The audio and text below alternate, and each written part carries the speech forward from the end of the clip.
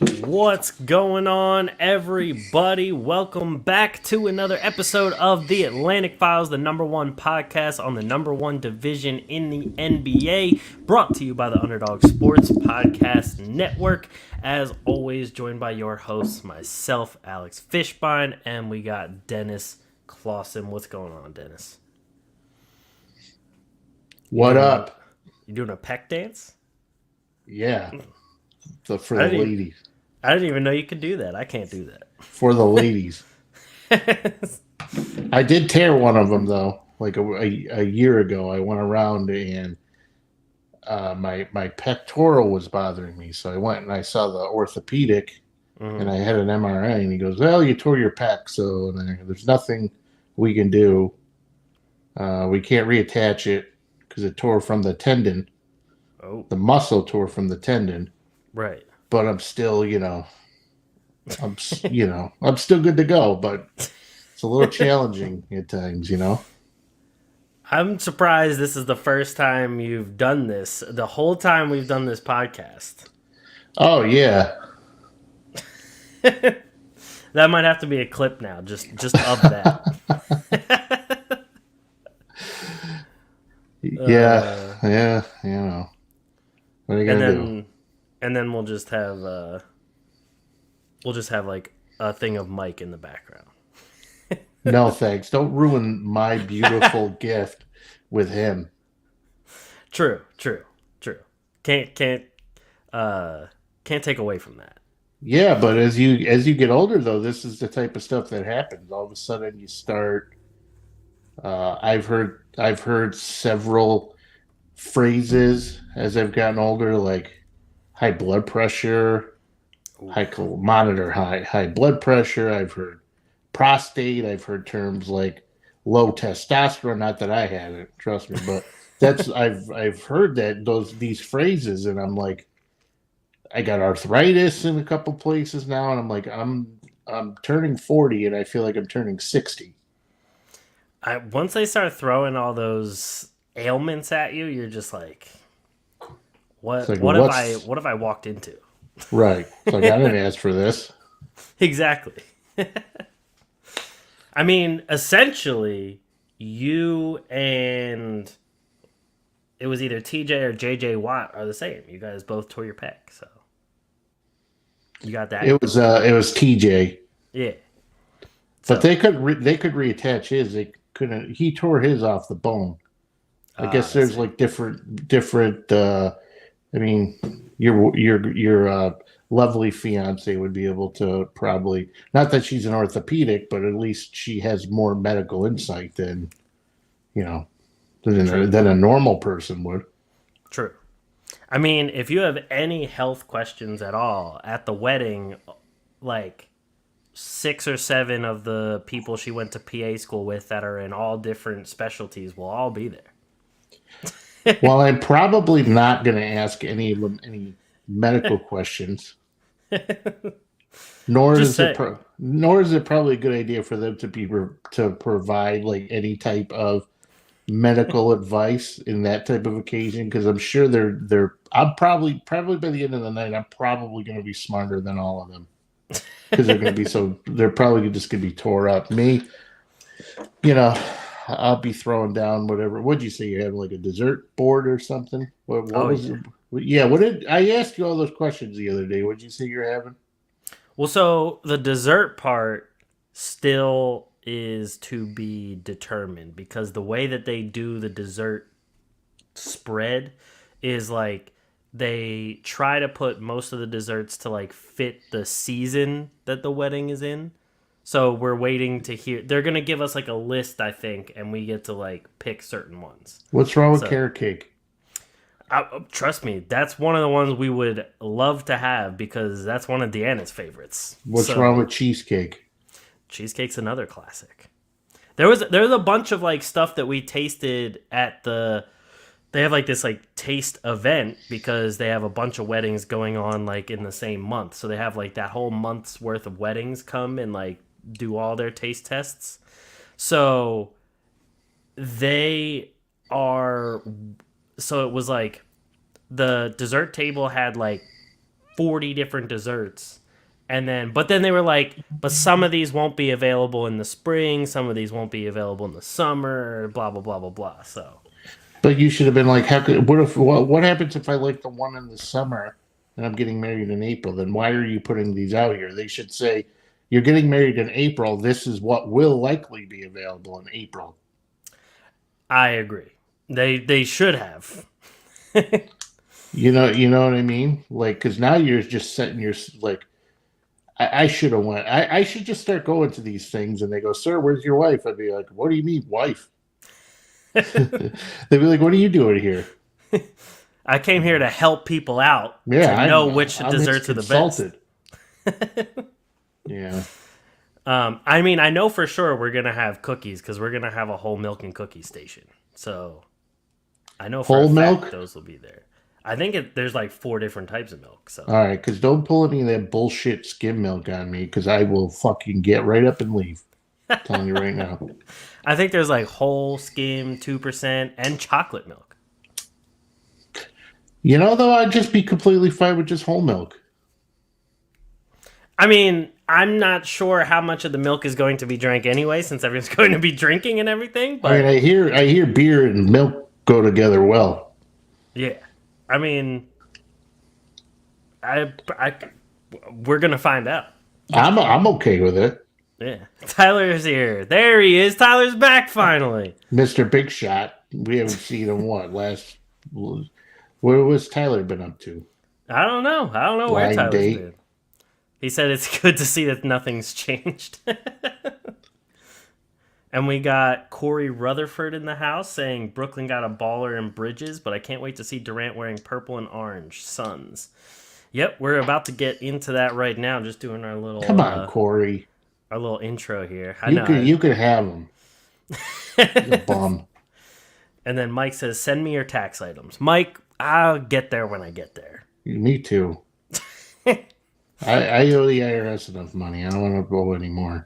Exactly. If I send him my tax information, it's gonna be more stuff I'm gonna owe. Same. But so, with that being said, let's get into the topic at hand, which we all Strip clubs.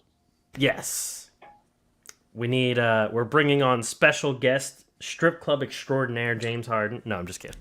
And a couple ladies, Candy and Cherry. Exactly. They will share with us the best places for wings and the best places inside the club to eat said wings.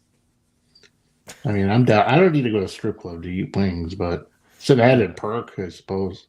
Exactly. I mean, I just had wings downstairs, so technically, is my house a strip club? Maybe. I don't know. Right? Depends what the old lady's up to. Know what I mean? True. Very true. You got to tell the dogs to take a walk. All right, Kevin Durant. Kevin Durant.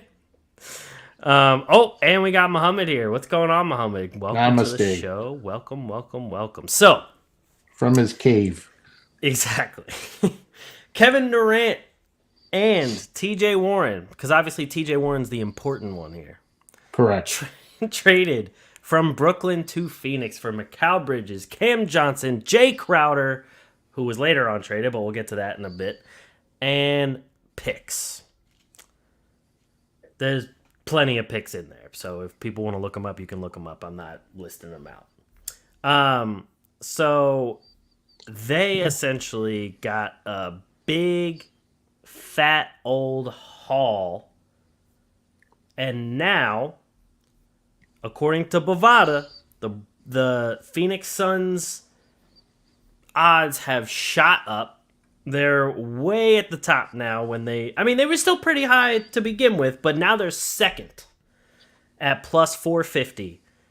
Second to only the Boston Celtics, who are at plus 325. So, your thoughts on the whole trade?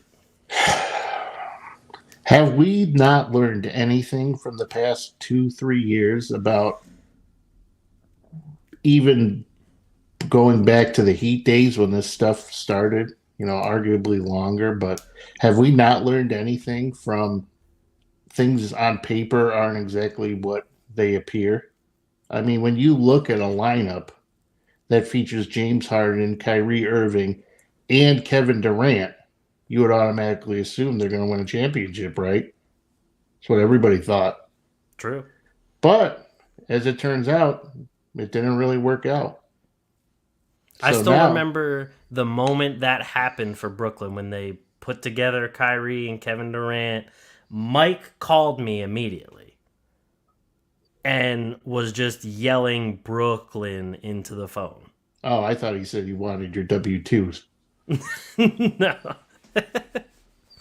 He is now, but Because that's what he called it, yelling at me. He said, I want your W 2s. I go, oh, and they're lost. I misplaced them in the trash. Um, and Corey says here, I'm a lifelong Suns fan, just want to see a championship before I die. How old are you, Corey?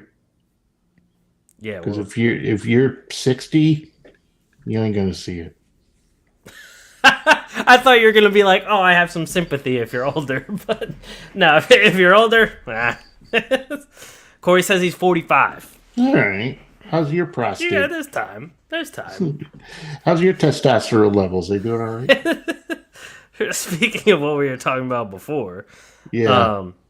and Tyler says Nets are a better team, younger, and should have stayed that way. Well, there's still a problem. Mike Bash.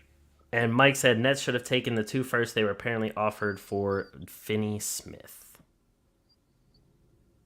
But that's a different trade. So, anyway. And Corey said it's dipping a tad in terms of his testosterone. Yeah, that'll happen, pal. But anyway. So yeah, haven't we learned anything about how? Now, my only problem is I really like the Suns. I've always liked the Suns. Before they were a good team and nobody watched them, I was still rooting for the Suns. At one point in the past 5 years, I actually owned a Phoenix Suns t-shirt because I just thought the Suns are cool. I like that they're like kind of a small market team and nobody really gave a shit about them. And then all of a sudden now, they add on Booker and they add on Chris Paul, but now we have Kevin Durant here. My problem is like, obviously, me. My biggest concern is health. Like, are these guys going to stay healthy? Kevin Durant, sure. like, is he able to stay healthy? Because the past, as long as I can remember, there hasn't been a season where he hasn't missed an extended amount of time. Chris Paul is getting up there in the age, so he's starting to slow down considerably. Still a good player. And also a concern, is obviously Devin Booker. Devin Booker has been known to get dinged up. He missed over, like a month or over a month with a groin injury, so I get it. DeAndre Ayton is a working his way into being an elite center. You know what I mean? So on I paper, feel like he doesn't get enough credit either. No, he doesn't. And this goes back to last season when they didn't give him enough credit when it came to how nasty and everything the contract and all the stuff you ended up hearing about DeAndre Ayton and he can't do this, he can't do this. It's like you guys are just like if I were DeAndre Ayton, I would have been like, see ya, you know what I mean? But it's good to see him like. I wish they considered him more as like as a part of. It's not just the big three, because you also have DeAndre Ayton in there. Devin Booker's excuse me, Devin Booker's not as good as Kyrie Irving is, but a little bit, not as good. But they have Chris Paul. Chris Paul is hopefully is going to be able to be a leader and kind of keep KD in check because we saw in Brooklyn KD's not capable of being a leader. So this can work out. KD has to be on his best behavior, and hopefully Chris Paul, instead of worrying about who's buddies with him, if he gets out of line, he's got to keep him in check. I mean, The two times we've seen Durant have to be a leader in OKC and in Brooklyn have not Failed ended up. miserably. Exactly. They didn't end in championships. The one time we see him win a championship in Golden State when there's established leadership with Draymond and Steph. And I mean, I don't know if you would say Clay's a leader, but I guess you could throw him in there. But on top of that, you have other veterans that are, like some on court leaders, such as like Andre Iguodala. He plays a big part in that team in helping relay stuff from the sidelines to the court. And then Steve Kerr being one of the best coaches in the league. Now you go to Phoenix. I mean, Monty has been a great coach. Chris Paul is what Brooklyn needed out of either Kyrie Irving or Ben Simmons. They needed the distribution, they needed the glue guy, and they needed that leader, and Chris Paul satisfies all three of those. And real quick, Corey says, Jordan broke my heart in our 92-93 season. Durant coming to the Valley is bigger than when Barkley got traded from Philly. I could see that. I mean, it's big. It's big time, and like good for you, and good for Suns fans. But I mean, as a Nets fan, like I don't know how excited I would be, to be honest with you. It's pretty bad when I'm more excited that he's gone than I was when he came in, because I just can't. I couldn't take it anymore. Yeah. But see, this is the exact feeling. Don't start. It is though. Not it start. is. Can I say a point before we get into that? Yeah. Because I know where you're going, and I'm not even going down that road. I mean, we'll get to him later on anyway, so we don't need to talk about him right now. So my concern though is the health. If these guys don't stay healthy, the Suns bench is kind of thin. Their top bench player now, Cam Payne, he's hurt, but Cam Payne to me is right behind Tyus Jones in terms of like the best backup point guard in the league. Once you get past him, now your second best bench option is TJ Warren. TJ Warren is very frail, great player, but right. I'm concerned about him staying healthy. But then you got like Josh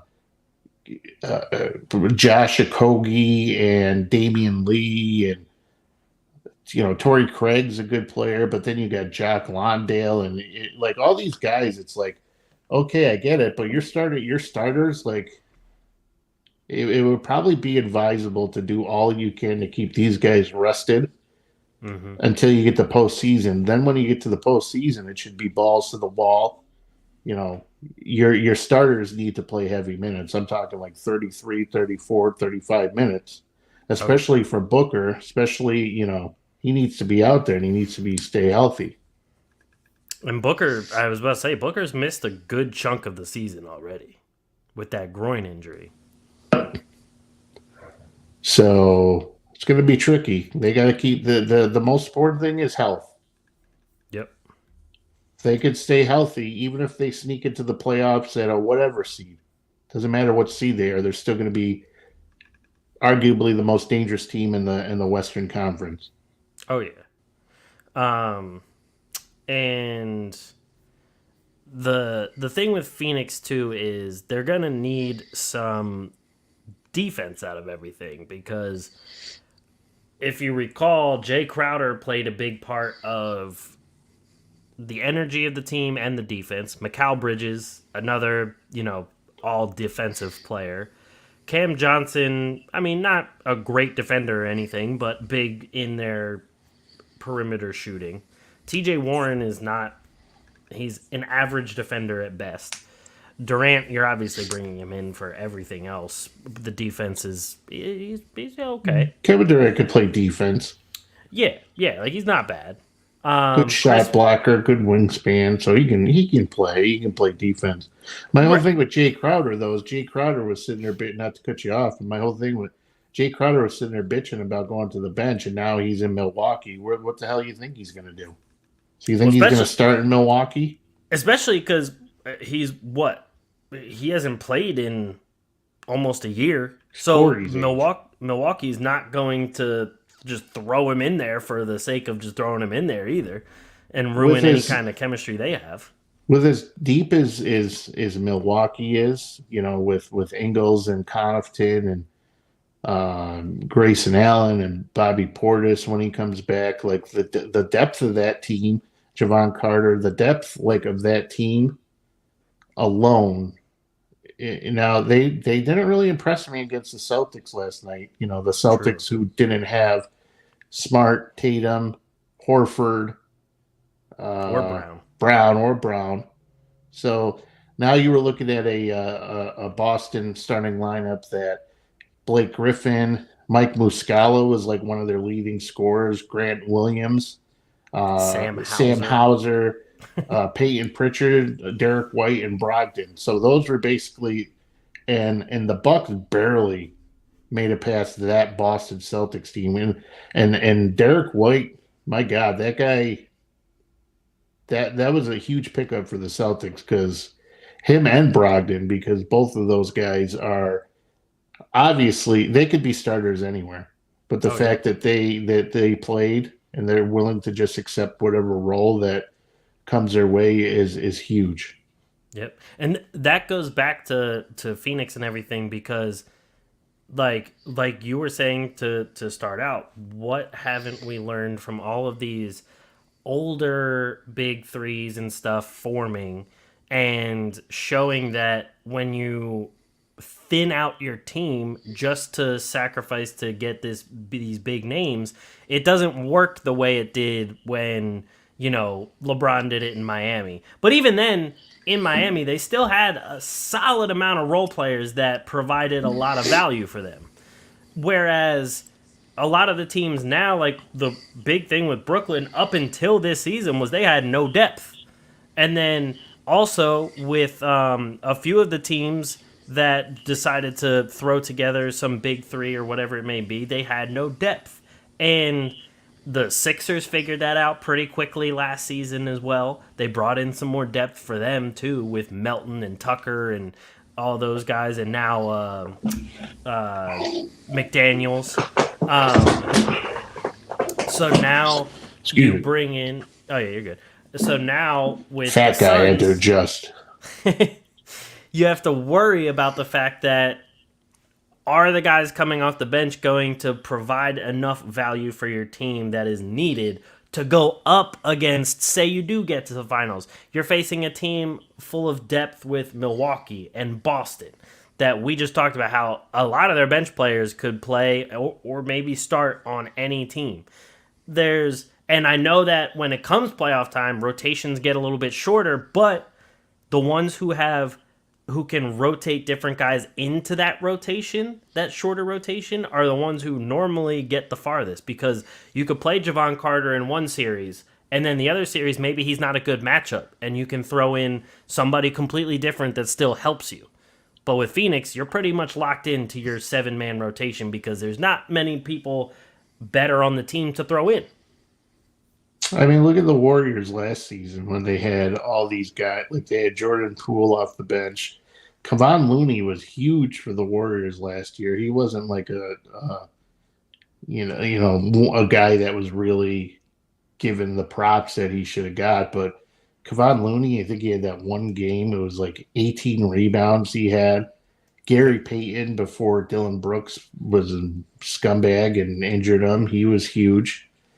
So the Warriors, like they had a great team, great depth.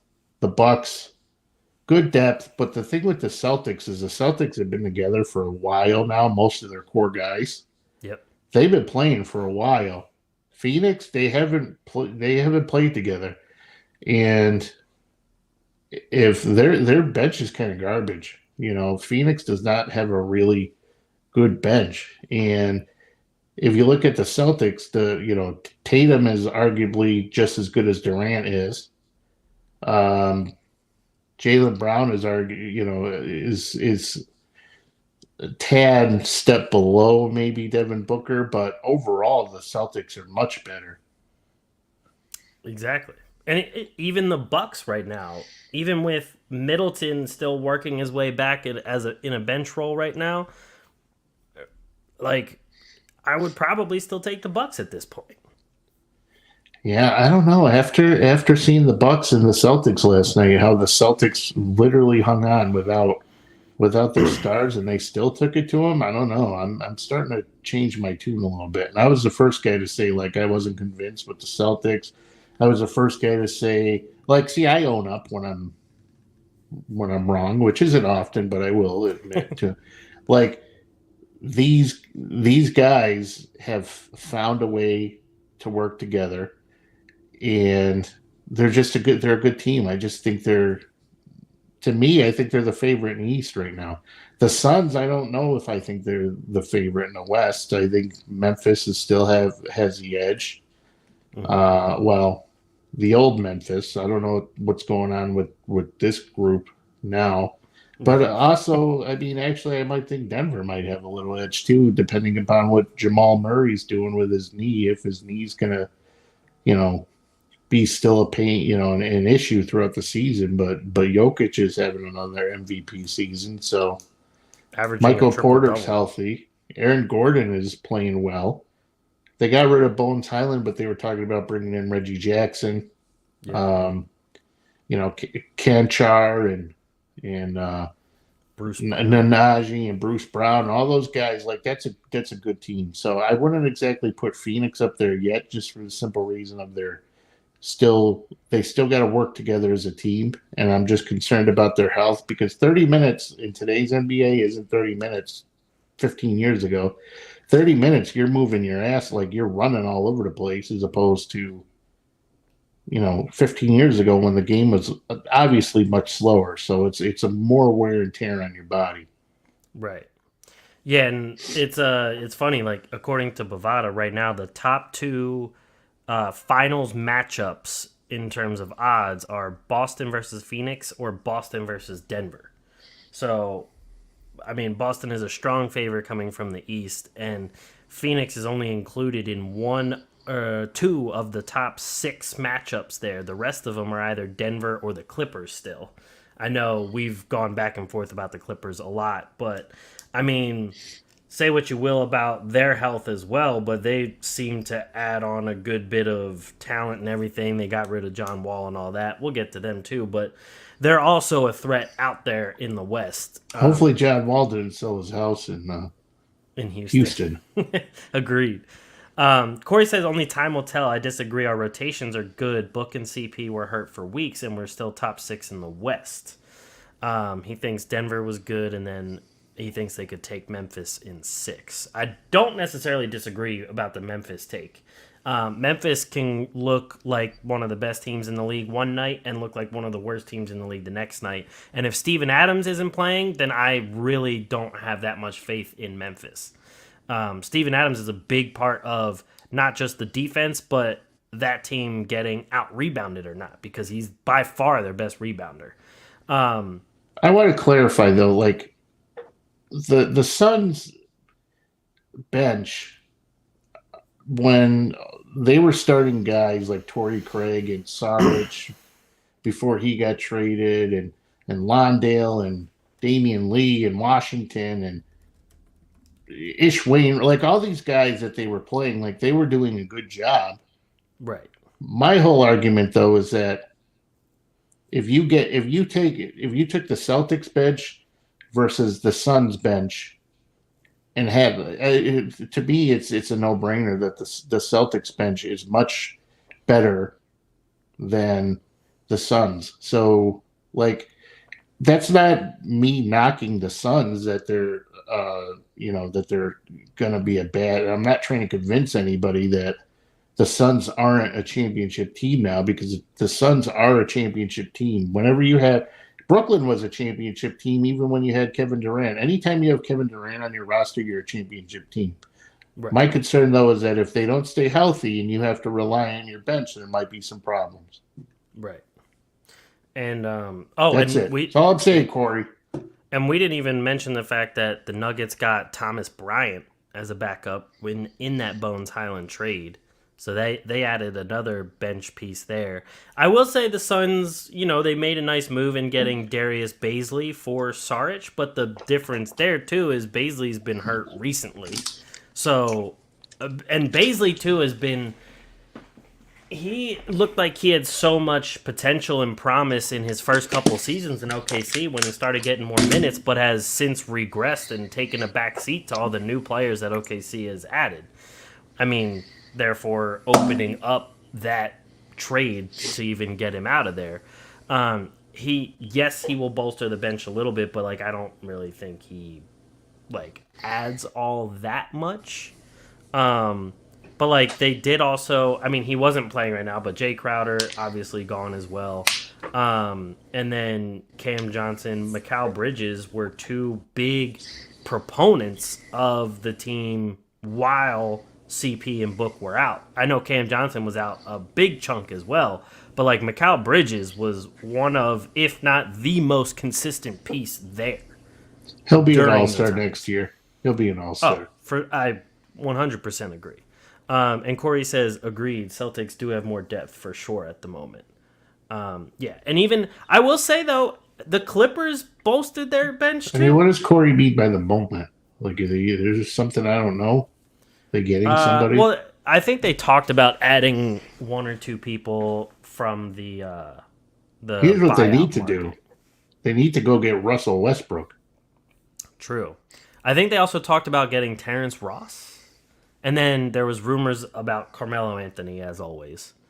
Um, No, it's stop it with the carpet. Like, no, enough. yeah, I think yeah.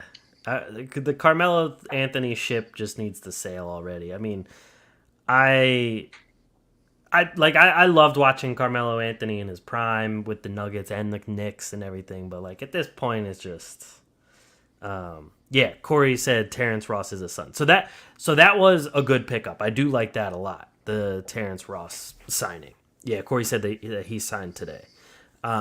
Terrence I Ross like needed to Terrence. get the hell out of Orlando finally. I like Terrence Ross. He's good in Orlando. Agree. And I think he's a solid bench piece to add. So that's a very nice addition from the buyout market.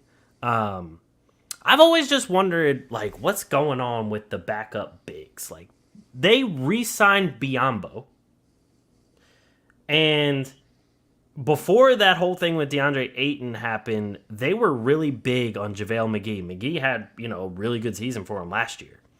Now McGee's not even playing in Dallas. Literally just is a DNP almost every time. And now Biombo doesn't really get many minutes either. Jock Londale's been getting some minutes, but like he's been all right. I just don't understand what's going on outside of DeAndre Ayton, especially because it's funny to me because they were so low on DeAndre Ayton that they almost let him go to Indiana. But And Biabo was like the guy who, if I'm not mistaken, I think they signed him last season to an extension. Corey may yeah, know better. So they signed him so you would have assumed that DeAndre Ayton, because it was pretty strong that he was on his way out. yep. Like there was a good chance he at least could be on his way out. I don't know, but Londale, I don't know. Biabo's a better defensive player. Londale Oh, is for a sure. better offensive player. Yeah, for sure. And But Corey don't be says, surprised. sorry, Corey just says Westbrook will be a great addition for us, and he misses JaVale McGee. Westbrook would be a great addition for anybody because I just hope he doesn't go to Chicago. Chicago, to me, is just a lost cause, and they just need to restart. I want him to go somewhere where he's going to win a title. Exactly. Like they talked about the Clippers because Paul George loves Russell Westbrook. I think He he would should. be. I think he would be a great addition there. He doesn't have to Um, move. exactly. And then Miami was talking about adding him, which him with Butler and Bam would be a nice little trio as long as they all stay healthy. Um, so yeah, I just don't. The strongest rumor seems to be Chicago right now, and I just really hope it's not the case.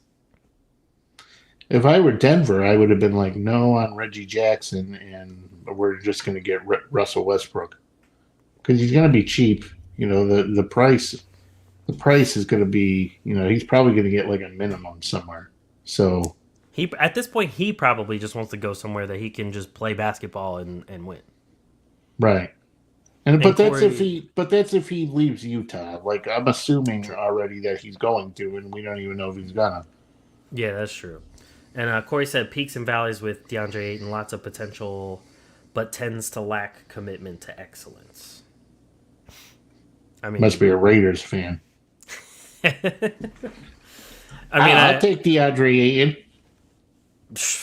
shit, I I would mean, too. not in favor of Nico Claxton, but if I were, you know, at least 26 teams in the league should want DeAndre Ayton.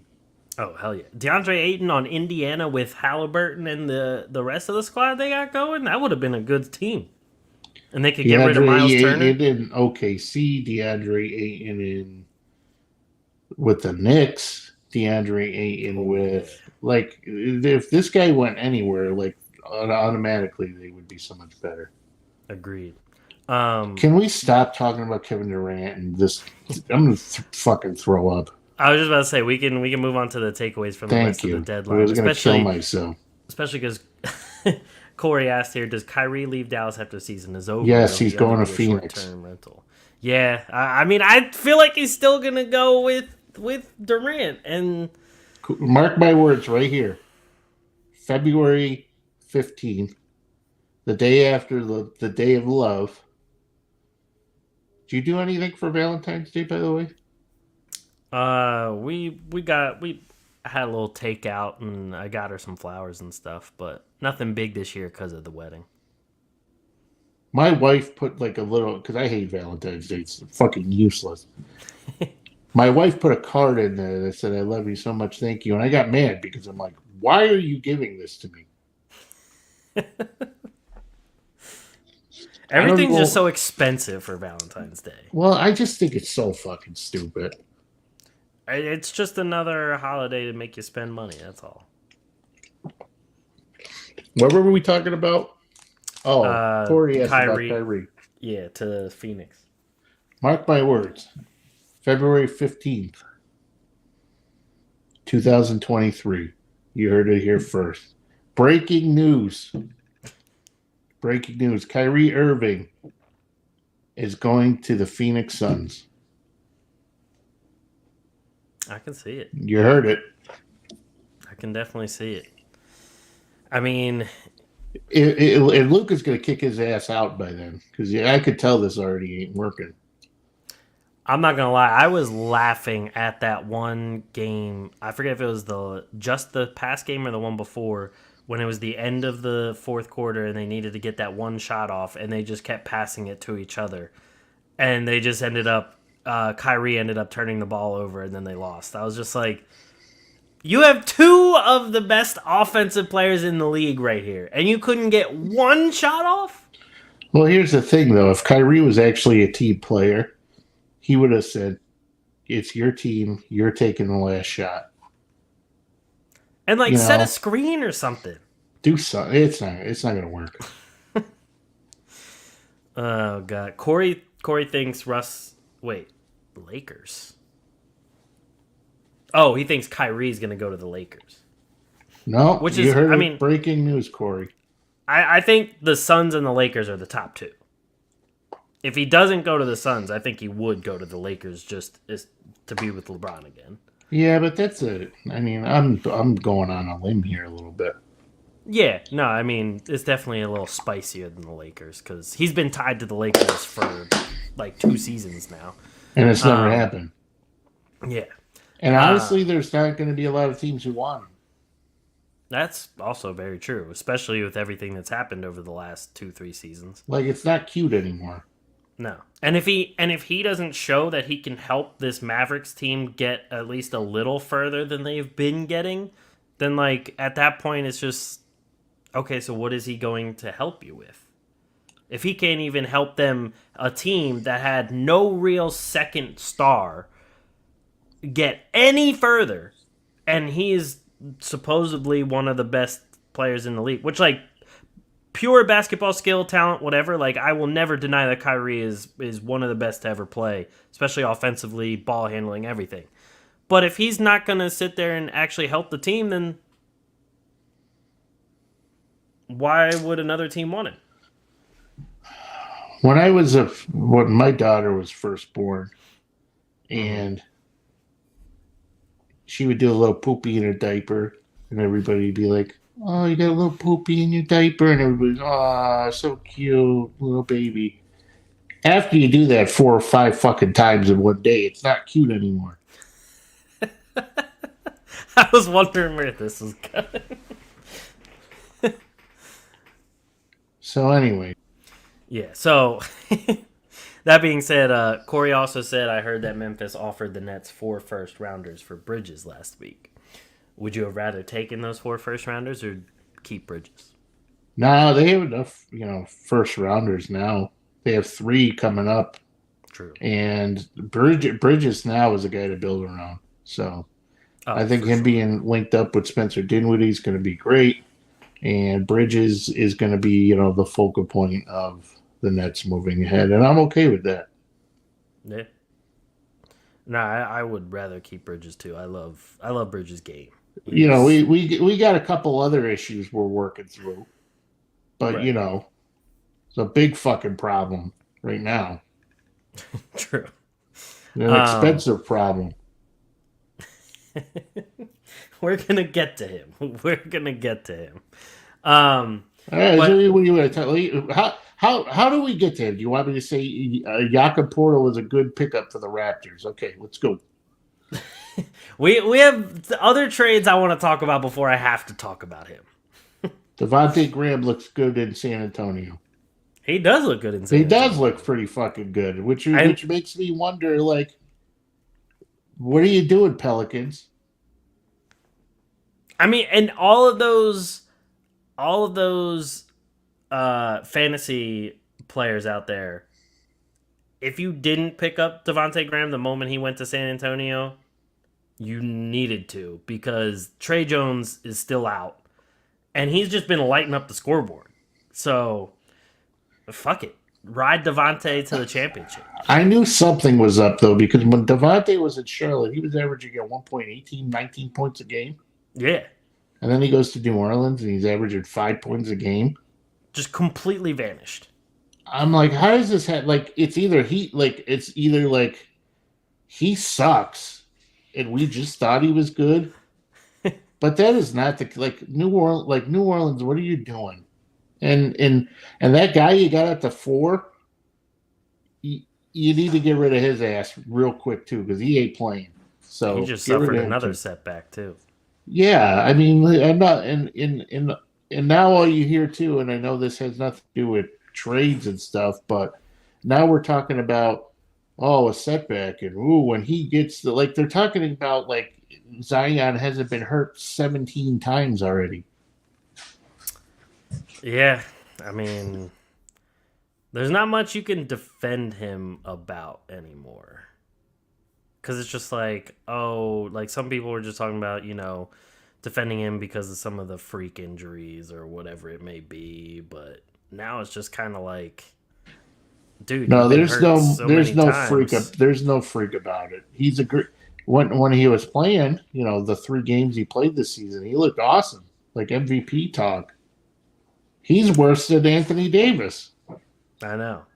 It, and there was a stat that went out there that showed it was like um, Kyrie missed 51% of the games that he could have possibly played for the Nets.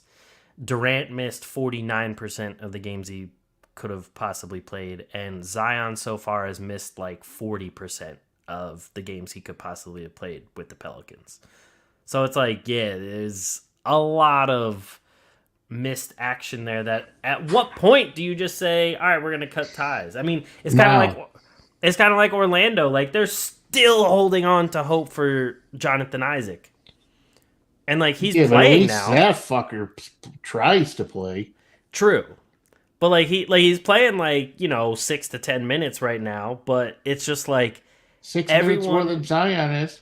No, I agree, but I'm just like learn from Orlando and the fact that Isaac, you should have traded Isaac when his value was still super high instead of trying to hold on to him, and now it's just kind of like, will he ever get there? After all those kind of major injuries, I doubt it. But what'll happen though is if you ever like if this ever went on YouTube and I was talking about getting rid of Zion, everybody would be up my fucking ass about it. Probably. Literally, there um, would be one person. but I wanna touch on the Clippers real quick because I talked about some of their trades. Their trades, I honestly liked every one of them. Right now, according to Bovada, they're plus 900, which is good enough for fifth highest odds to win the NBA championship. So they're up there in the odds now. I mean, they got leapfrogged by Phoenix, obviously, because of that trade and everything. But um, I like getting Eric Gordon back. That gives them another bit of offense off the bench. I don't like the fact they lost Kennard because I thought he could provide more shooting, but it is what it is. They brought Eric Gordon. Kennard has been there. Is another guy. He's just hurt all the time. Also true. Get lost. On top of that, Go they back to add Detroit. Bones. They add Bones Highland, a great pickup for their bench as well. They get rid of Reggie Jackson, who, to be honest, Reggie Jackson has not been good this year at all. Well, they haven't played. He's been in and out of the rotation.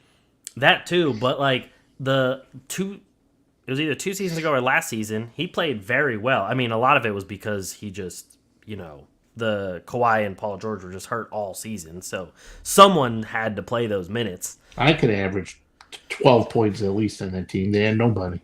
Yeah, exactly. So, I mean, I hope he does well in Denver in a limited role because I think he could thrive off of that. But I don't know. We'll see. The only thing with the Clippers that I was kind of like the trade dealing with Reggie Jackson, they brought in Mason Plumlee. I don't like. Insurance policy. Yeah, but like Zubats is one of their only guys that really doesn't get hurt that much. Yeah, but we're like Zubats, though. I think with like his workload is much higher this year than it has been in True. the past. True. I mean, he's averaged like he probably played last season. And I don't know his exact minutes per game, but I think last season he was averaging about 24 minutes a game. Mm-hmm. And he can't handle that. And I think just bringing in Mason Plumlee is just a good move. It adds depth to the five, and like Mason Plumlee's a good player. Yeah. No, I mean he's decent. That's But that's one of those little moves right there, though, that make a difference. It's not all about landing true. blockbuster guys. It's about getting a Bones Highland. It's about adding a. But me, I would be more excited about adding Mason Plumlee than I would be about getting Bones Highland. Because when you get an established veteran like Mason Plumlee, who can either start or come off the bench, whatever the fuck you want him to do, and produce quality minutes, that's valuable. And I will say they definitely needed. I mean, they needed a. They didn't use Moses Brown all that much. I don't know, just because they don't like him or whatever it may be in the limited minutes he's gotten. But they do. They did need like a bigger body off of the bench because a lot of times if Zubats wasn't in, then it was small ball every time because they just weren't going to Moses Brown. So like the center was either Marcus Morris or Covington, and it's like that can only work for so long. Especially in the playoffs, like that doesn't really work that often. Covington's a guy who has to get off that team. He has to go somewhere else. I know, to save his own career, he needs to go somewhere Right. else. Like if he went back to Philly or something, like he's just not being used to his potential where he's at. I would welcome him with open arms back to Philly. I always loved Covington. And Corey said Reggie killed us 2 years ago in the Western Conference Finals. Was hoping we could sign him, but he's a Denver Nugget now. Yeah, I mean, but I still would take Campaign over Reggie Jackson. 120. I love Campaign. Campaign should be a starter. Yeah, I mean, look at when Campaign starts. I think when Campaign started this year, and I'm just pulling off memory, but he averaged like 16 points and like 7 assists. Couple rebounds, was shooting, pretty well. Like, yeah, Campaign to me is like he should be starting. He's right up. My love for Tyus Jones, my love for Campaign is right in there. Campaign's very underrated. Very underrated. He's way better than Reggie Jackson. I You're agree. better off with Campaign for sure. Oh yeah, I agree. And I When I will keep saying say, Campaign, I think of Call of Duty. I know, like I'm saying, like a campaign mode or something. Not that I play So that, but yeah, I haven't played a campaign in Call of Duty in ages, and I I play a don't lot of even Call know of how to Duty. fucking play Call of Duty anymore. Oh, okay. I mean, I could figure it out, but these kids now, man, they're quick. Dude, Call of Duty just gets faster and faster every year, and I'm It's just like the like, NBA. I know. I'm just like, I sometimes I just want to chill. Sometimes I don't want to have to run around and kill all these 12-year-old kids in their mom's house. But that's why you got to play a nice campaign mode. Exactly. No multiplayer. Just Exactly. these kids are smart. Seriously. But to touch on the one of the last trades here, so just two trades left that I wanted to talk about. The Sixers trade, the 4-team deal that sent Jalen McDaniels to the Sixers, Svi Mikhailuk to the Hornets, Cam Reddish, Matisse Thybulle, and Ryan Arcidiacono to the Trailblazers, plus a first round pick, and Josh Hart to the Knicks. Now, Hart to the Knicks has been amazing. I give all the props to the Knicks on that deal. That was a great deal. They weren't playing Cam Reddish anyway. Um, I think Svi. I don't know if he was on the Knicks or the Blazers, but either way, he wasn't playing. Um, and Luke was on the Pistons. oh, how the hell did he get into this deal? I don't know. Anyway, I know Mihailuk. I knew Mihailuk he's played for the Raptors, the he's played for a Pistons. lot of people. Can you pull that up now? Because it's driving me fucking crazy. Oh, Ryan Arcidiacono was on the Knicks. Right. But Remember, again, he was on the he Bulls and wasn't. didn't play, and then he went to the Knicks Yeah, and didn't play, he exactly. He wasn't fucking playing anyway. and now he's Svi going to was go on the to Knicks. He played 13 games for him this season. Apparently, where was he before he was that? Detroit. Toronto, and then God, before that, he was on OKC, Detroit, and then started on the Lakers. I knew he was on the Knicks because I remember them. He went in like had a camp deal. One of those guys, that term you hear like a Oh yeah, a training camp deal or an Exhibit 10 deal and all that stupid shit that you're going to start hearing like around August, late August. yep, yep. I know exactly what you mean. Yeah. So the Knicks really didn't give up much. I would say the most valuable thing they gave up was their 2023 first round pick, but even that isn't going to be that early of a pick. So getting Josh Hart out of that was a great move by them. I've always talked about how I love Matisse. Matisse is a great like personality guy to have on your team, but the way that Doc Rivers uses Matisse has been absolute dog shit. So He's too busy I looking for at porn. exactly for Matisse's own sake, I was like, if you go anywhere else, you'll save your career as well because Doc Rivers doesn't know how to play young guys with potential, as we see with like fucking Tyrese Maxey right now. Like Maxey's not starting all of a sudden, and Maxey's been way up and down the last probably like month compared to what he was in the beginning of the season.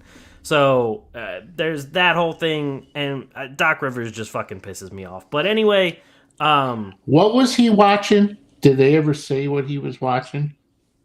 he had a few things. They said he was watching like some stepmom stuff. He was watching some I forget what it He's into was. white chicks, I think, right? Probably. Yeah, I could see that. Yeah. Fat ass, fat ass stepmom, white stepmom. Exactly. That Could probably was what. can you imagine his wife coming home like, honey? He's like, oh, I'm upstairs. His raspy voice. Yeah, I'll be a minute. Don't come up here. Yeah. Why is the door locked, honey? You okay? Hold on. Studying game film. Yeah. Talking about dreads on the phone. Man, he really pounded the lane on that one. Yeah. Oh god, this is going off the rails. So yeah, I like the addition of Jalen McDaniels. I've liked him as a player. He's decent on defense and more of a plus on offense than Matisse has been. But then Matisse goes to the Blazers in very first game, puts up like 14 points with like 3 steals, 2 blocks, and everything like that on 3 threes. I mean, McDaniels has played well for this season for the most part. He is. Completely agree. So I really like the addition. It's funny because I got texts from like a few friends that were just like, who is this guy? Do you like this deal? I'm like, actually, yeah, I really like this deal. Like, it sucks to see Matisse go because he's a cool guy, but I like the deal. It's a nice deal. I like McDaniel, so it is. Wonder if he's into stepmoms. Probably. Everybody's into stepmoms.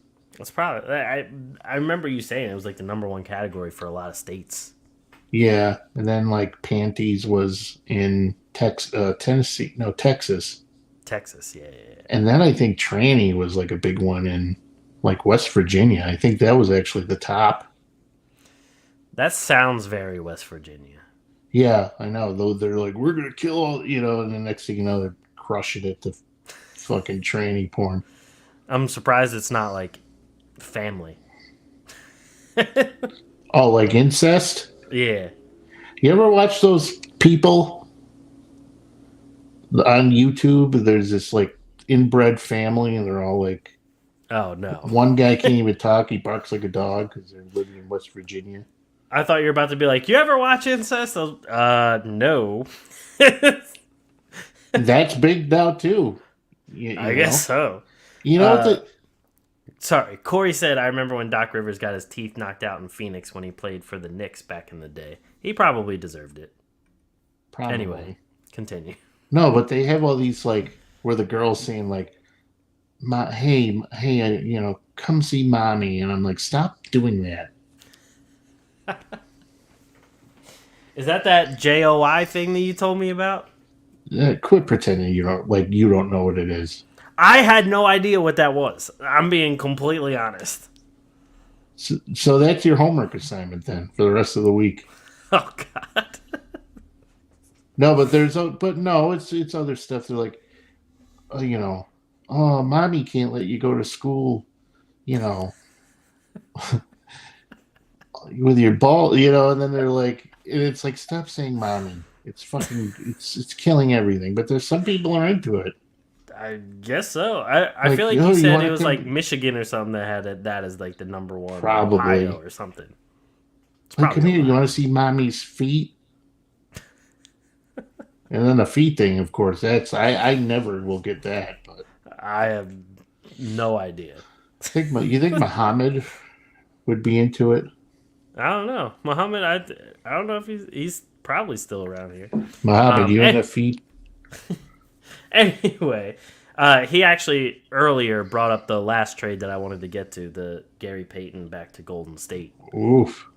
That had some drama, obviously. And then, so Golden State asked to the league to investigate Portland about it. And apparently, New Orleans, back when they made the trade for McCollum, they actually asked Portland to be investigated because there was an injury McCollum had back then that they didn't disclose in the trade. And Larry Nance. So Portland's getting kind of shady over there. Here's what I got out of it. I did some research. Okay. All right. So I don't know exactly what the hell his problem is right now. Mm-hmm. All right. So he had his abdominal core surgery. All right. Right. He's alleging that, or I don't know if he was alleging, but somebody was trying to give him like anti-inflammatory injections. Mm-hmm. All right. So the real issue was he healed to just dealing with residual soreness, mm-hmm. or is it not healed, or is there something else wrong with him that could pose even more danger to him moving ahead? So that was like the big question there. But I Okay. think at this point, I think Golden State is like, we're not going to do anything anyway. So even if Gary Payton has to sit out 3, 4, 5 months, whatever the fuck they're saying, like we'll Hmm. take it. We just want him back on our team. Okay. So yes. So my But if other they part. Sorry. Go ahead. Go ahead. no, if they find out the Blazers though were making him play when he didn't want to, or if if the Blazers knew that he was injured and could risk getting injured more, that's a problem. That's a big problem. And then that would definitely cause an investigation into the other aspects of McCollum and Larry Nance. I mean, they love investigating everything else. Why don't they investigate this? Like, I feel like you don't even hear about it, but you want to hear tampering for PJ Tucker. I know. Like, Let's come on. investigate a guy who's averaging 3 points a game, but we're not going to look into a guy getting, potentially getting seriously injured. That's okay. Yeah. Let's not cover And that. not disclosing injuries in trade deals. Like, come on. Right. There's a That, big difference in impact there. but we're gonna make sure every Miami Heat player is listed on the injury report. Exactly. When you look at the Miami Heat injury report, Mamma Mia! I'm like It's like reading a that. book. That's like Miami's big fuck you. We're just gonna list everybody with everything. Yep. So Completely agree. that's longer than some encyclopedias I used to read. Seriously, though. And I'm not talking like Z, where there's like not as big. I'm talking like M. It's fucking Right. massive. You know, Oh, yeah. No, I 1000% agree.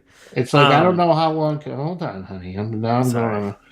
No, I don't know how long like Max Struess is going to be on the injury report only to play. I don't know how Gabe Vincent his ankle is irritation. Like what is an ankle irritation? I don't even know what that is, but apparently it's I mean, it seems like way more people get non COVID illnesses this year than I remember seeing ever before. right. Udonis Haslam, they say, is on the injury report, and I'm like, who cares? He doesn't even play anyways. How did he even get injured? He's doesn't do anything. Right? He doesn't do anything. Is his injury just old age? Yeah, it's low Oh, God. testosterone. Exactly. But yeah, I didn't understand in this trade. I mean, the Blazers ended up getting Kevin Knox and 5 second-round picks. Obviously, Oof, they kind of were just like it's a wash. Kevin Um, Knox. Oof. I know. But the Pistons traded for James Wiseman. Well, I don't understand it. they already have Isaiah Stewart. They already have Jalen Durant. Both players already better than James Wiseman. They just want all these underperforming guys, all the underperforming big guys. They got Bagley, they got Wiseman, so they're compiling a good list of, And shitbags. didn't they learn from when they before drafted both Greg Monroe and Andre Drummond that like if you keep adding all these big men on the team, it's probably not going to work out? Didn't they learn from the Sixers who had Okafor, Noel, Embiid, and like 5 other centers that all didn't work out except for one? Didn't they learn from any of this? And especially with the fact that today's game is not a center's game unless he can do everything on the floor, which James Wiseman does not do. Did they not learn from? Did the Suns not learn from the Nets? Does anybody learn anything? Apparently not. James Well, Wiseman. I don't want to hear ever again about Kwame Brown being one of the biggest busts in NBA. I want James Wiseman on that list. He's oh, he like definitely should be. Greg Odom. Greg Oden. You know. I completely agree. What Anthony Bennett? Like they all should be up there. God, that was oof. I don't know what Cleveland was smoking then. I really don't. I mean, it's funny they drafted him and their team has been garbage I know. until LeBron got there. Exactly. He saved everything. um But real quick, they actually have. It's funny. So according to Bovada, you can also bet on the All Star game right now. Somehow you can bet on Team Giannis versus Team LeBron, even though neither team has been drafted yet. So I don't know how those odds even get made that fast, but I just thought that was interesting. But anyway, Just bet on Team get LeBron, yeah, I and would he'll agree get with that. MVP too. Oh yeah. Speaking of LeBron, Anthony Davis got a lot of heat because there was a picture of him looking all pissed off in the game that LeBron passed Kareem Abdul-Jabbar's record, while the rest of the team was celebrating, or at least just clapping and saying like, "Hey, good job." He was on the bench looking all pissed. They asked him about it. He said he was just mad that they were losing the game, that a game that was very winnable and they should have won. I mean, it was against the Thunder, I believe, so Yeah, the Thunder were probably should have smoking them won. though. I know. Ended up losing. Um, I mean, I can't see why he would. I don't see why anybody could get mad. They had 10 seconds left in the third quarter, and I mean, what? So what? They stopped the game with 10 seconds left in the third quarter. Brought a bunch of cameras on the court. Brought had a full presentation about a guy passing a scoring record when a team is barely staying alive. Is not gonna. Yeah, he has a right to be pissed. I don't yeah, blame him. But I yeah. don't think he's ever happy, anyways. I don't think I've ever seen Anthony Davis smile in my entire life. I don't remember him smiling either. And I mean, and for those watching that might not know what I'm talking about, here is the picture that I saw. Yeah, he's the only one sitting on the bench too. But hey, I mean, he gets hurt at the drop of a hat, so he probably had to sit down to make sure he didn't twist an But ankle or look, anything. but look at all these bums around. I Patrick know. Beverly's not even around. You got Austin Reeves, Wenyan Gabriel. Juan Like, Toscano Anderson, who's also not there anymore. yeah, you have all these guys that are cheering. They obviously don't care about winning, and you got ads like, I want to win. And my favorite thing that people called out too during that shot that he broke the record, Thomas Bryant was in the paint asking for the ball because he had position, and then they trade him right after that. Right. That's what he gets for Oh asking for the god, ball. exactly. You can't ask for the ball from LeBron. Come on now. No, but if I were Uh, LeBron, though, I mean, he just got it over with because I'm sure it's a pain in the ass. yeah, I mean, because you literally have to hear every single game before the game, like, are you gonna break it this time? Are you gonna go for it? Are you gonna do it? And then there's all these there all the sports books were making it a bet too for what game he was going to break it. Like honestly at that point I wish, he could have just done it all in one go just to get it over with too. Well, he would have done it sooner, but they wanted him to do it in L.A., so he had his ankle soreness. So you know, True. but it's over now. Like I don't blame AD for not being happy. If I were anybody who actually gave a shit, I wouldn't be happy being on the Lakers either. Agreed. I mean, And the whole thing was just corny. yeah, We can't go that 10 seconds. Like we have to stop it right there. Have a like stupid presentation. Like I get it, but come on. yeah. Like it's cool at the fact that when I look back on it, I can say that like I saw the guy who broke the record because like I didn't see Kareem break it, obviously. But at the same time, I'm like, you could have waited till after the game. You could have like, and Anthony Davis was correct in the fact that this was a game they need to win. They like every game is important for them to win to make the playoffs and actually do something. And you know what, So too? If I was OKC, I'd be pissed because here's a team that was like just brutalizing the Lakers, and then all of a sudden they stop it. So you don't care about any moment. So basically, you gave them a timeout to slow things down. oh yeah, plenty of rest. Gave Oh, everybody a good plenty. little breather. Yeah, Yeah, it was stupid. The whole I thing was agree. corny. Agreed. And staying with the Lakers, the moment Westbrook gets traded, all the hit pieces come out. They talk about him being some sort of vampire in the locker room, and Westbrook's wife comes out and says like this is all bullshit. Like now all of their kids have to like answer to other kids seeing their dad being called all these names in the media, and it's just like Westbrook and Beverly hated each other before teaming up on the Lakers. And not too long ago, you saw Westbrook doing his normal like dance routine before the game, and Beverly was hyping him up, and they looked like best friends all of a sudden. You're trying to tell me that Westbrook is a bad locker room guy when the guy that was like his biggest rival all of a sudden is hyping him up and they're playing and they're like being really good teammates and everything. And on top of that, you got Paul George who is calling to get Westbrook over there on the Clippers. You have all these other guys singing Westbrook's praises, but he's some bad guy and some bad teammate and bad this and bad that. It sounds like it's just the culture over there that sucks ass.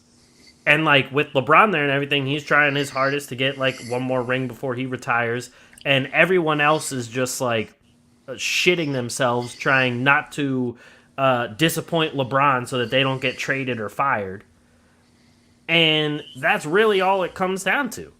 And Corey here says, I would 100% take Westbrook on the Suns. Exactly. Anybody would take Russell Westbrook. Rebuilding teams, competing teams, teams in the middle, anybody would take Russell Westbrook. And on top of it, there's a few stories that came out about how great of a person Westbrook was in the bubble. He tipped the maid staff and the housekeeping staff thousands of dollars for being there and them cleaning up after him. He does so much charity work and donations and all that kind of stuff. And the fact that there are people writing hit pieces is bullshit.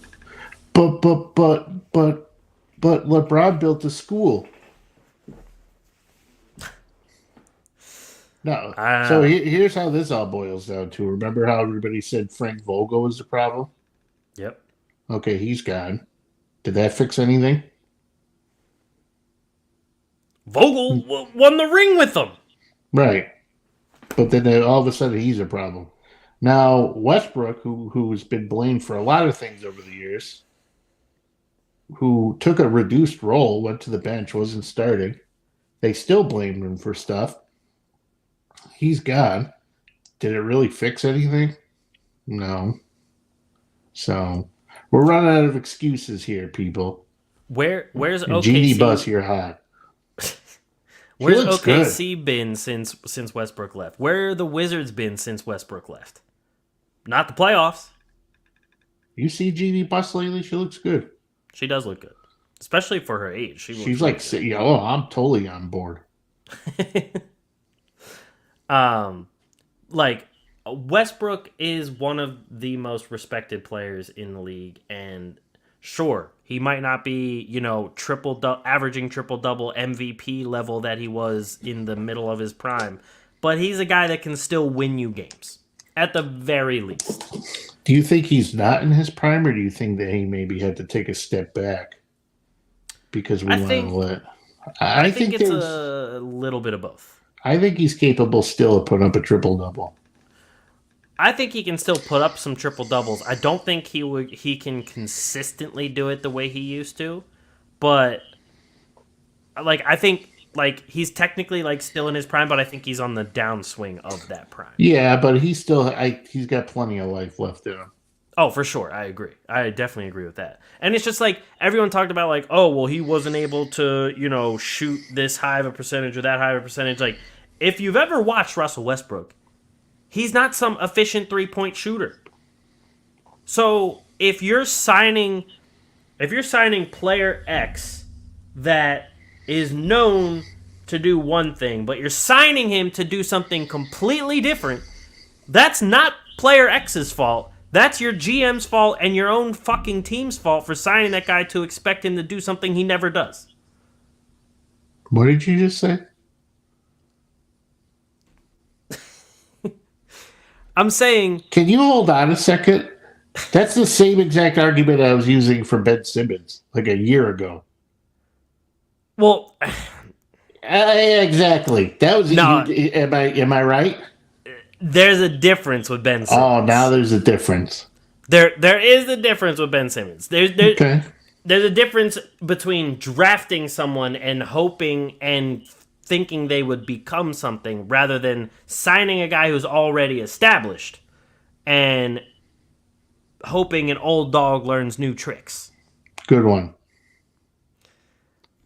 Ben Simmons, yes, you shouldn't have assumed him to lead any league in scoring or anything.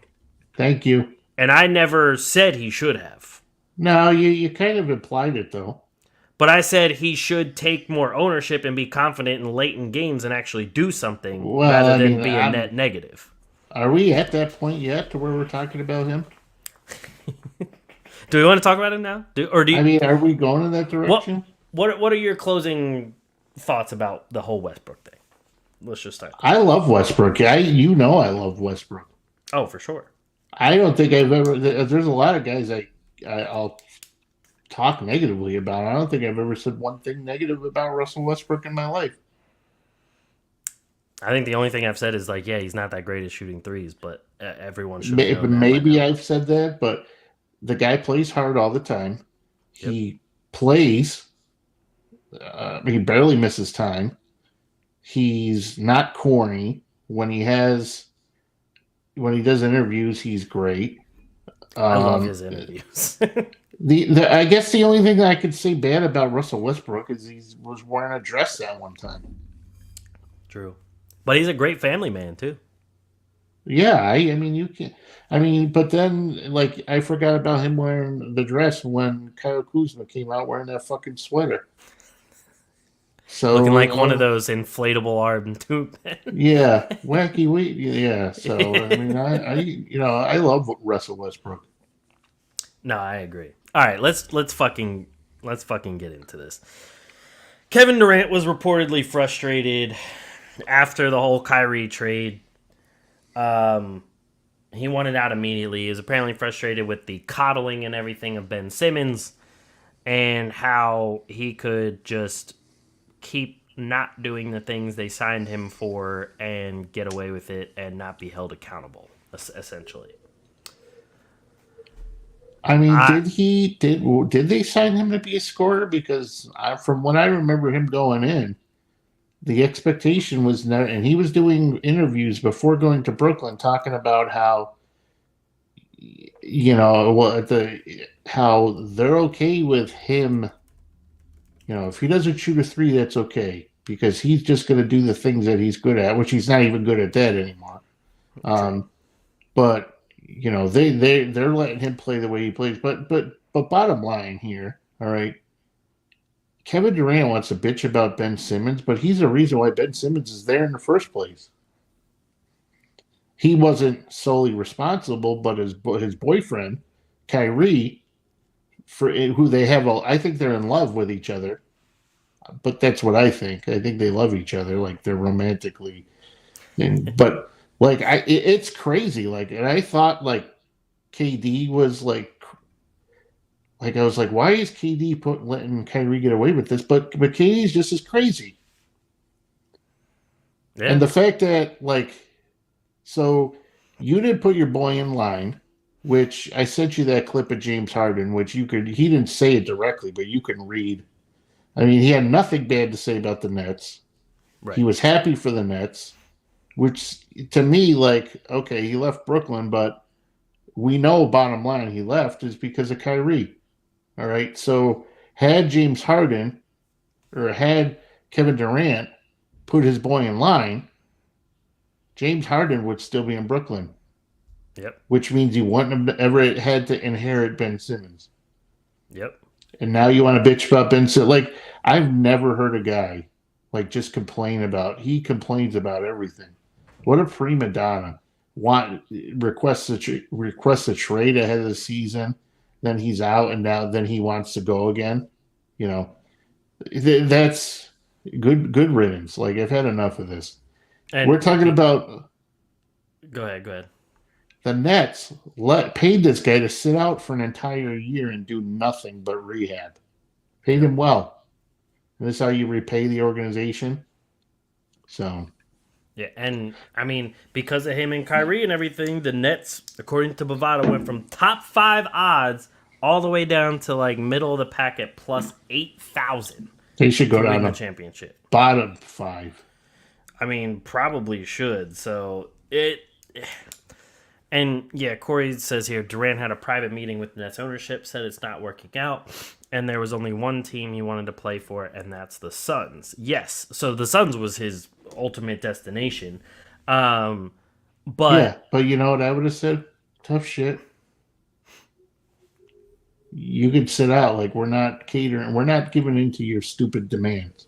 Like, you signed a contract, and yeah, you're not going anywhere. We're gonna chip your little buddy off because he's a pain in the ass, but you're staying right here.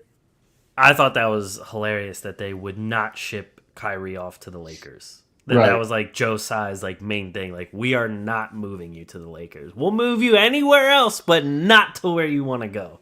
right. And yeah, Corey says Kyrie should have just took the jab and played. Yeah, ultimately, But that's part of it. they put microchips in there, man. And They're tracking them. the Earth is flat. Yeah, he's a moron. I'm glad. You know, I think Kyrie probably has a couple of years left. I think his play is gonna just when his play drops off immediately, he's gone. Nobody's gonna even think twice about him. I mean, honestly, historically, smaller guards start to decline earlier than the rest of the players too, and he's not that big. So Yeah, well, good riddance. And KD, you know, to prove a point, I would have loved for him to stay, but I'm glad he's gone too. yeah, I 100% understand. Now we just got that last problem to deal with. Yes, and that's what I want to say. So they they definitely did not bring Ben Simmons in to score in Brooklyn. And Ben Simmons talked about how like it's going to be nice to have guys like Kyrie and Kevin Durant around him so that he can pass and do his thing. Can't even fucking do that though. Exactly. He's Can't do currently anything. averaging the lowest rebounds, assists, steals, points, free throw percentage of his career. Can't do anything. Like, Can't.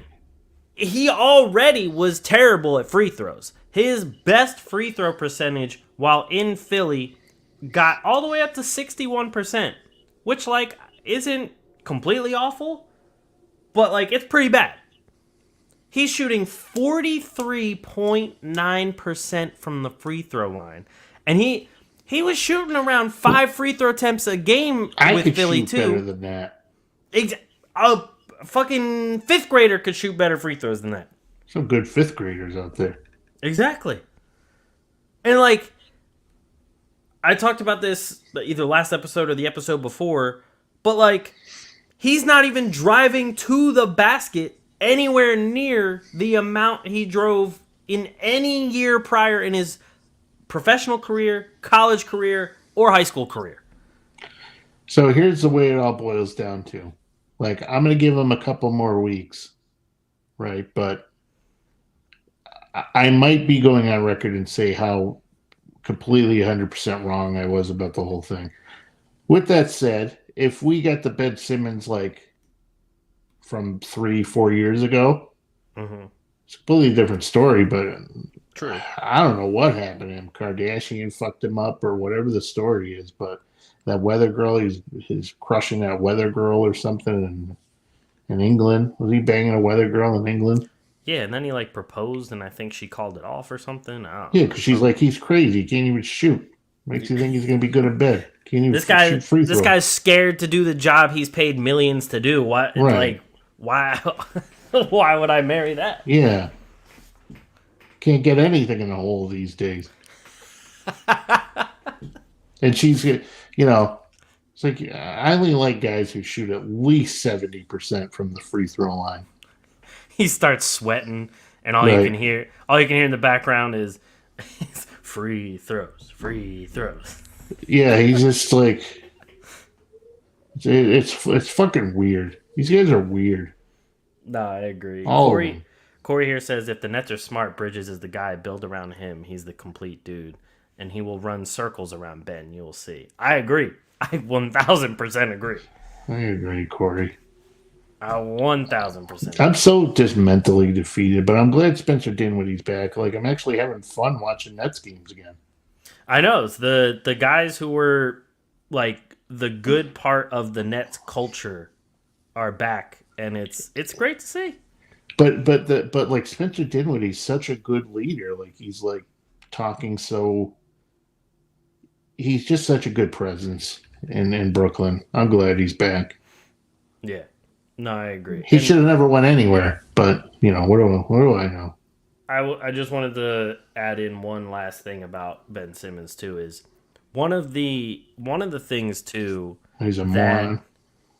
well that too, but like he was known for his defense, like Can't even fucking do that. I think he has the it, worst defensive rating of his career right now.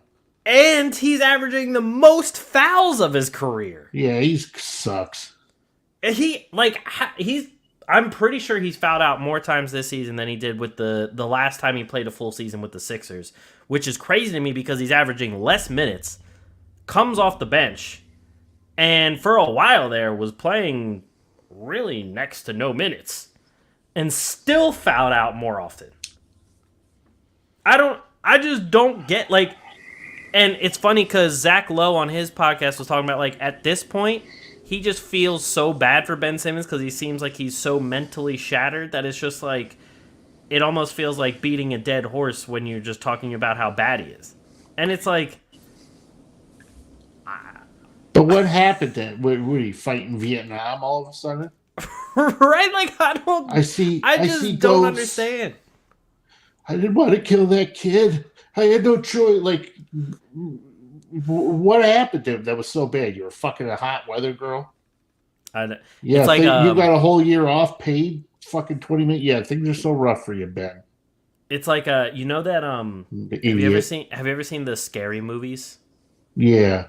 And the one where it's like they're reenacting Saw and Shaq has to hit a free throw with a rock to like free themselves. I don't remember that part. That must have been what Ben Simmons went through. Someone must have held him captive and been like, "You can be free if you just hit this one free throw." I like you want like oh, I just don't know. Like, yes, I feel bad for people who deal with that garbage, the mental health stuff. Like, it's sad, Yeah, but like, you're a little. There are some people who are better off, are more well off, like, as a depressed person than another person who's depressed. Like, yes, he's got $20 million and he's banging hot chicks, depressed, versus a guy who is on SSI and food stamps and lives in a one-room studio apartment. Know what I mean? I got you. It I definitely mean, has. you're depressed. You can't shoot a free throw. Is that what the problem is? You had a whole year to fucking do nothing but shoot free throws. And he has all the access in the world to some of the best sports therapists.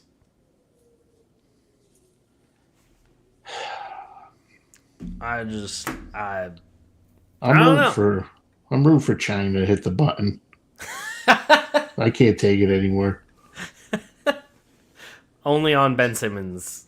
Xi Jinping, if you're listening, hit that button, pal. Had enough. Um, with that being said, so we'll get off of that.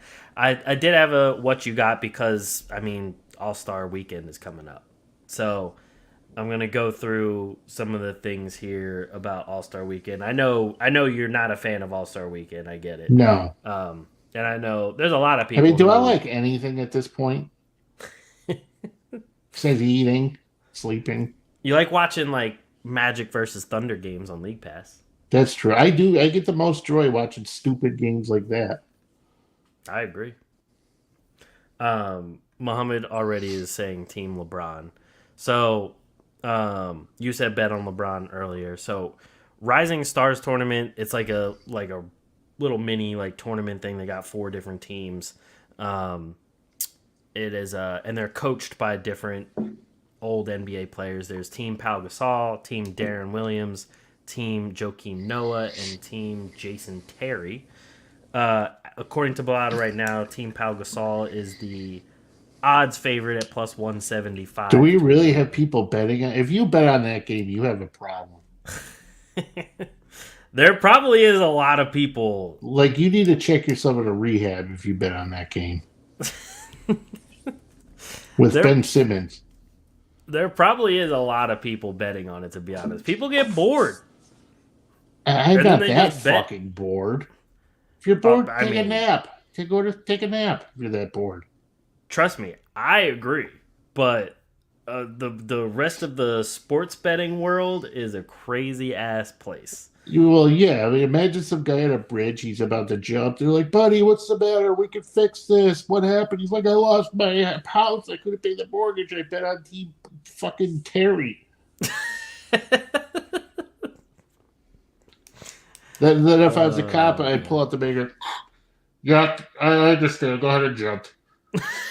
You know, I can't take it anymore. I'm going to fucking jump. Yeah, you're right. Go ahead, loser. Jump. Just like, you really bet on Mac McClung to win? Yeah, go ahead. Oh, God. But these are the teams for Rising Stars. Impressive. I mean, I see why Pau Gasol's team is favored to win with Banchero, Barnes, Ivy, Mathurin, and Keegan Murray. Along with Alvarado and Nemhard. So Right. yeah, I would probably pick either them or Joakim Noah's team. So personally, I just want to see Joakim Noah play. I would rather see the 4 coaches play than the rest of the players. Yeah, I'm down. A 2-on-2. Darren and Joakim versus Pau and Jason Terry. I mean, I might watch that because it actually looks. I like some of those guys. So No, there's a lot of good names on here, and I'm curious to see how the G League guys do with everybody, especially Scoot Henderson, since he's supposed to be the number 2 guy behind Victor Wembanyama in the draft, this coming draft. So look at that. Kyrie Irving's not playing tonight. He's got a back issue. Shocking. Very shocking. Yeah, weird. Corey said, "I'm ready for the aliens to take over myself, but only after I see my sons win a chip." I don't know. You might, if it's not this year, you might have to wait a little bit on that one. Yeah. And he said Sixers 63, Cavs 38 at the half. Damn. I didn't see that going the way that did. But so my other question for you here, 3-point contest. Who do you think's winning out of Simons, Lillard, Halliburton, Herter, Tatum, Buddy Hield, Markkanen, or Tyler Hero? Who can you repeat those?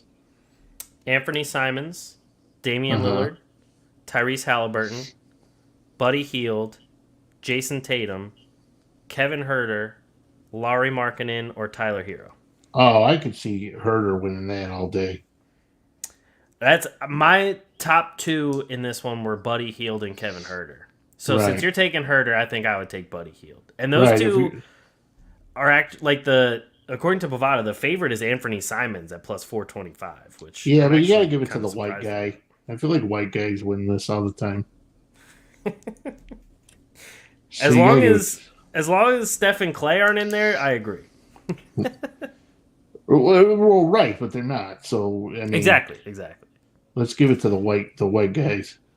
'Cause Yeah. they can't do anything else. So My favorite part is they don't even have the dunk contest in the betting area. well, what are you like, gonna? How many cars is somebody gonna jump over? I know nobody cares about the dunk contest. I'm paying attention here. I just gotta set a lineup real quick. No, you're good. And then the All-Star draft still has to happen, so we don't even know the teams on that one.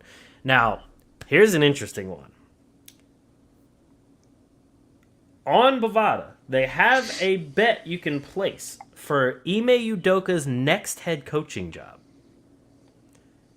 The favorites are the Hawks and the Pistons at plus 225. And then it's the Bulls and the Hornets at plus 450. And then the Rockets at plus 600 and the Spurs at plus 1,000. Yeah, I don't think the Spurs would bring him in. I don't think so either. I don't think they would all of a sudden that fast go from Pop to Ime Udoka after everything that's happened. Right.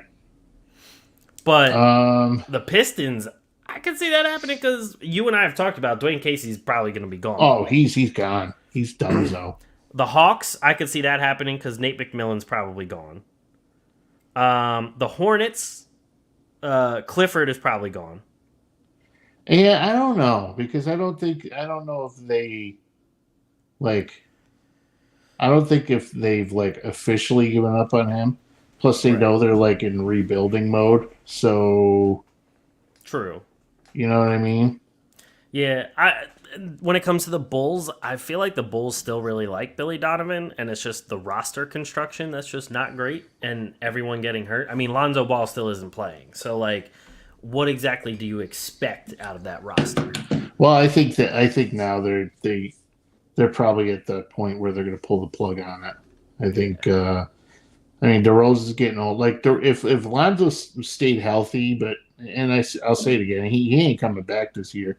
But if DeRozan had stayed or Lonzo had stayed healthy, and they could actually have a chance to see how this team worked. But I think at this point they realize, okay, Levine's not going to be anything like a championship caliber guy. Vucevic is getting older. DeRozan's getting older, so.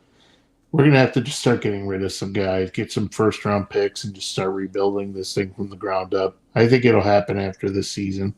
Probably. And along with that, Billy Donovan will go with him. True. Yeah, no, I could definitely see that. That's for sure. But unless you have anything else to get off your chest, I think that's it here. No. Shamrock shakes are back. Oh. Might have to get one. Yeah, that's about it. So, sounds good to me. But that is it for us. Thank you, Corey. Thank you, Muhammad, Tyler, everybody for joining and watching the episode. We appreciate it. For all of you out there, we are live on YouTube, Twitch, and Facebook for all of our episodes. And you'll catch a bunch of our clips and everything on there as well. If you like audio podcasts more, we're also everywhere you get your audio podcasts. Spotify, Apple, Google, all of that as well. Make sure you subscribe. Share with a friend. Rate it. Review it. It helps us out greatly. Corey said thank you, brothers. Thank you, Corey. Thank you. Thank you. We appreciate it. I think, who was that? Did Corey have a hot chick in his profile picture? I mean, yeah, she looks pretty good. Good for you, Corey. Okay, Corey. All right, Corey. Yeah, good for you. Do your thing. If you listen on Spotify, though, you can't see my hair because my hair is on point. True. Corey said that is his wife. She's a beautiful woman, Corey. She's beautiful. Good for you, brother. Props. Even Muhammad says W. That's a win. I don't know what that means, but where's Muhammad's wife? It means it's a win. Can I see Muhammad's picture? What does he have? Muhammad's picture is Klay Thompson. Do you think that's really Klay Thompson? And he's Klay Thompson's burner account? Maybe. You never know. Might have Klay on the show here. Corey says more than I deserve. Oh, don't talk yourself down like that, Corey. You gentleman, you. Don't talk yourself down like that. You deserve a lot. Don't let me hear you. You're a pal now. You ain't gonna talk bad about yourself like that. Exactly. Muhammad says no. He's not Klay's burner account. How do we know? That's something Klay's burner account would say. God, I love Muhammad. Muhammad, you're great. Tyler. Corey, you're great. Tyler's great. Thank you, everybody, for watching and listening to another episode of The Atlantic Files, brought to you by the Underdog Sports Podcast Network. And last thing, Corey says, for real, brothers, she is a keeper. Yes. Keep her. Very pretty, yes. And she keeps you. You're a keeper, too, so remember that. Yes. We'll leave on that note. Thank you, everybody. We'll catch you guys next week. Peace.